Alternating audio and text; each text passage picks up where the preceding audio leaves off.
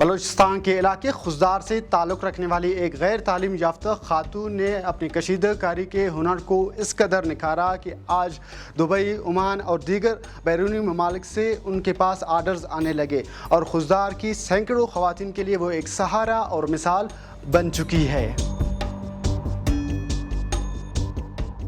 ہم اپنا کلچر کے حساب سے کام کرتی ہوں۔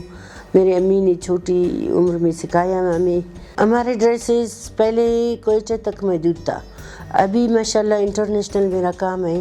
لندن، سویڈن، مسقط، سعودی، دبئی، قطر، بحرین، ادھر بھی بیچتے ہیں، ہم آن لائن بیچتے ہیں۔ باقی ہم پیج کھولا ہے، میرا ایک ٹیم ہے ہم سے کام کرتی ہے، میرے پیج چلاتی ہے۔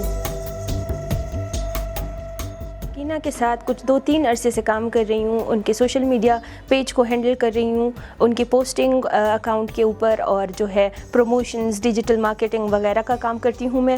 یہ کام مجھے فائنینشلی انڈیپینڈنٹ ہونے میں بھی ہیلپ کرتا ہے اور میری اسٹڈیز میں بھی مجھے ہیلپ کرتا ہے۔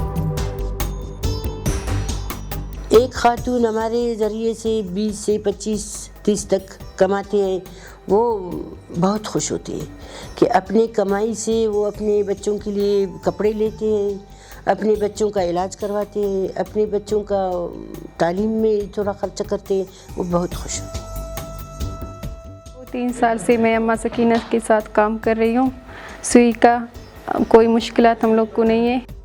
زبان یا تعلیم کی کمی کوئی رکاوٹ نہیں، سکینہ بی بی کی ثقافت سے جڑی محنت نے خزدار کے سینکڑوں خواتین کو بااختیار بنایا۔ عامر باجوئی کو انڈیپینڈنٹ اردو سے اجازت دیجیے۔